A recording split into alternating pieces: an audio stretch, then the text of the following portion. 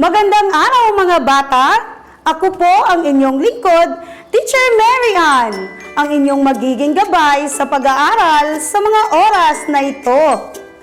Halina't ating tuklasin ang bagong aralin. Makinig, manood at matuto. Handa na ba ang inyong lapis at papel? Ang ating aralin ay ang pagkilala at pagbigkas ng titik R na may tunog R. Ngayon, babalikan natin ang ating aralin. Kumembot kung ang pangalan ng mga larawan ay nagsisimula sa tunog na at pumadyak naman kung hindi. Tingnan ang unang larawan.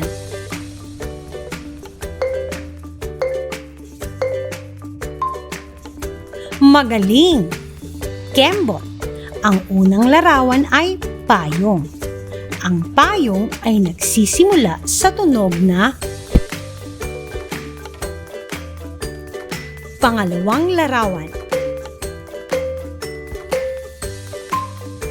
Tama! Kembot. Ang pitaka ay nagsisimula sa tunog na pangatlong larawan.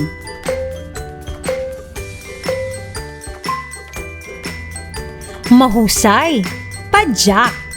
Ang bulaklak ay hindi nagsisimula sa tunog na pang-apat na larawan.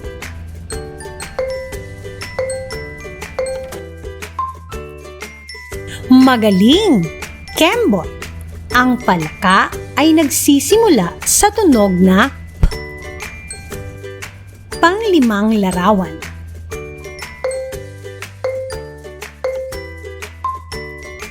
Tumpak! Padyak! Ang gagamba ay nagsisimula sa tunog na G at hindi sa tunog na P. Magaling mga bata! Barangay clap kayo dyan!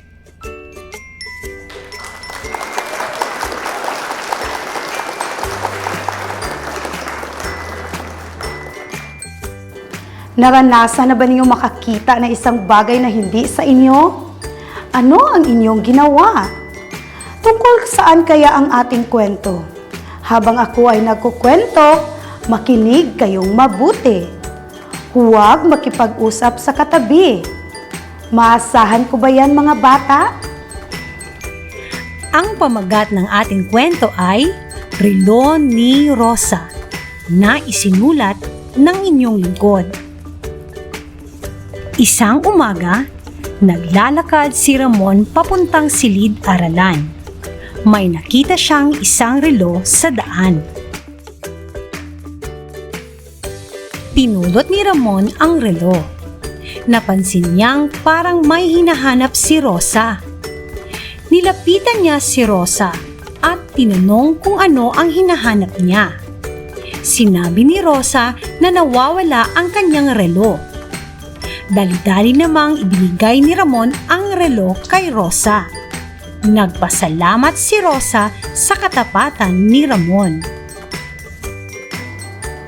Ayan mga bata, inyong napakinggan ang kwentong Relo ni Rosa. Sigurado akong masasagot ninyo ang mga sumusunod na tanong. Sino ang naglalakad papuntang silid-aralan?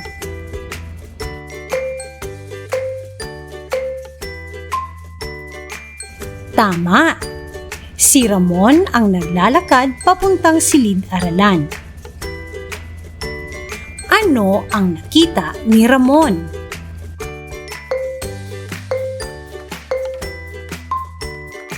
Magaling mga bata! Ang nakita ni Ramon ay relo. Ano ang ginawa ni Ramon nang makita niya ang relo? Tama! Pinulot ni Ramon ang relo. Ano ang napansin ni Ramon kay Rosa nang makita niya ito? Tumpak! Napansin ni Ramon na parang may hinahanap si Rosa. Ano ang ginawa ni Ramon sa relo ni Rosa?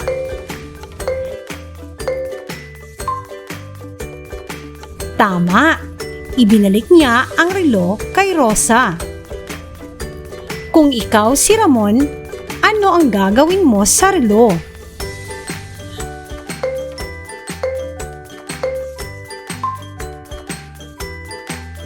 Mahusay! Magkakaiba man ang inyong mga sagot, ang mahalaga ay huwag nating kunin o itago ang mga bagay na pagmamay-ari ng iba. Magaling! Masaya ako dahil nasagutan ninyo ng tama ang mga tanong. Palakpakan ninyo ang inyong mga sarili.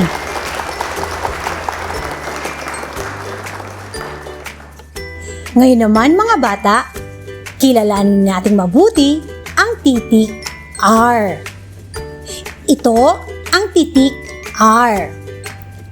Mula sa ating kwento, ano-ano ang mga salitang nagsisimula sa titik R?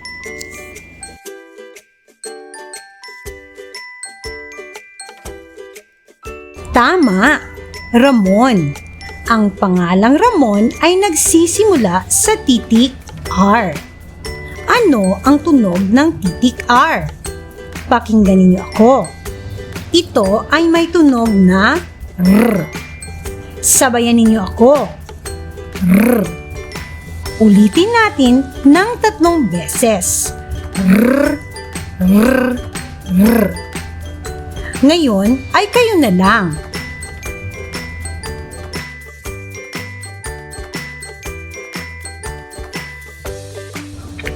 Ito ay si Rosa. Ang pangalang Rosa ay nagsisimula sa titik R. Ano nga ulit ang tunog ng titik R? Tama, R. Sabayan ninyo ako. R, R, R. Kayo na lang mga bata.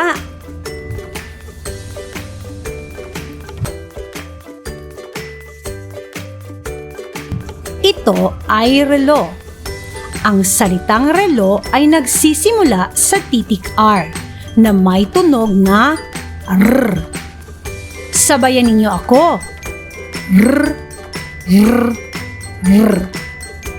Kayo na lang.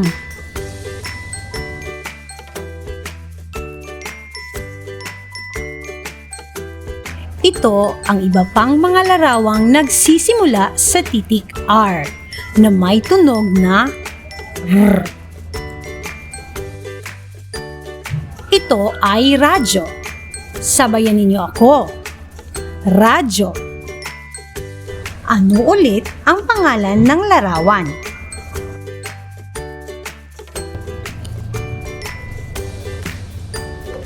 Ito ay regalo.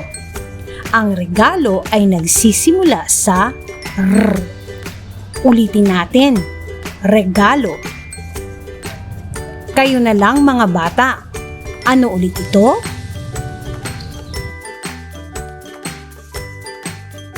Ito naman ay rosas.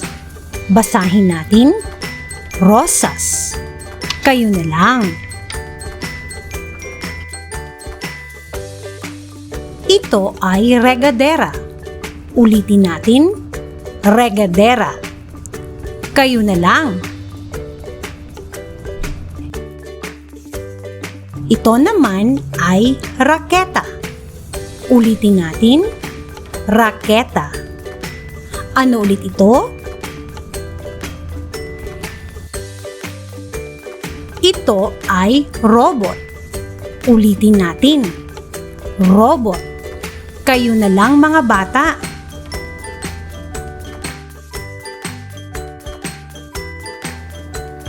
Ngayon mga bata, aralin natin kung paano isulat ng tama ang malaki at maliit na titik R. Ganito ang pagsulat ng malaking titik R. 1, 2, 3. Sige nga, sabayan ninyo ako. 1, 2, 3. Kayo na lang mga bata. 1, 2, 3. Magaling! Ngayon naman, ganito ang tamang pagsulat ng maliit na titik R. 1, 2. Uulitin ko. 1, 2. Sabayan ninyo ako mga bata. Isulat natin ang maliit na titik R. 1, 2. Mahusay! Kayo na lang mga bata.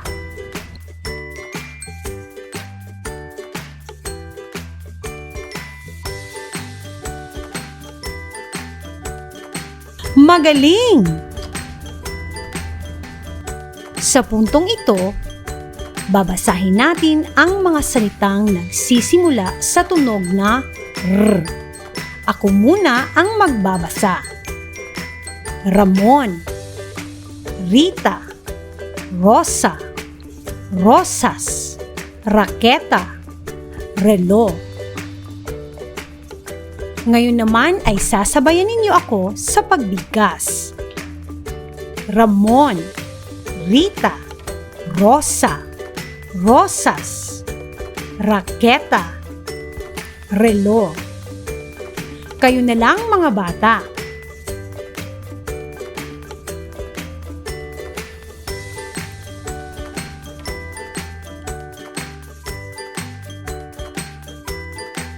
Ito naman ang mga pariral. Ako muna ang magbabasa.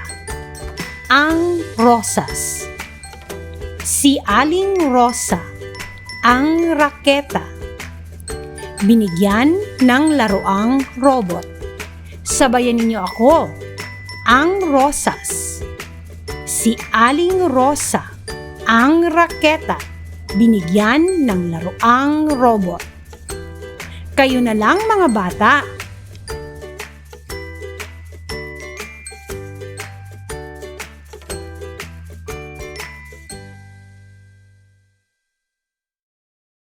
Ngayon, babasahin natin ang mga pangungusap.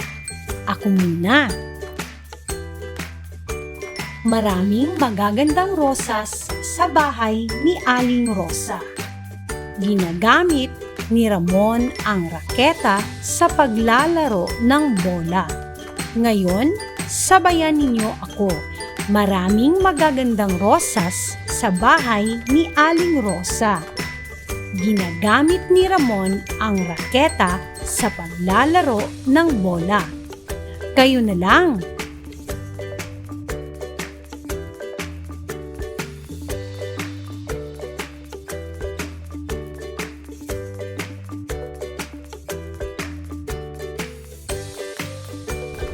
Magaling mga bata! Mga bata, anong titik ang napag-aralan natin ngayon? Tama! Titik R. Ano nga ang tunog ng titik R? Magaling! Tapos na tayo sa ating aralin at alam kong may marami kayong natutuhan. Ako muli si Teacher Mary Ann na nagsasabing ang hiwaga ng karunungan ay matutuklasan kung pagbasa ay pahahalagahan. Hanggang sa muli, paalam!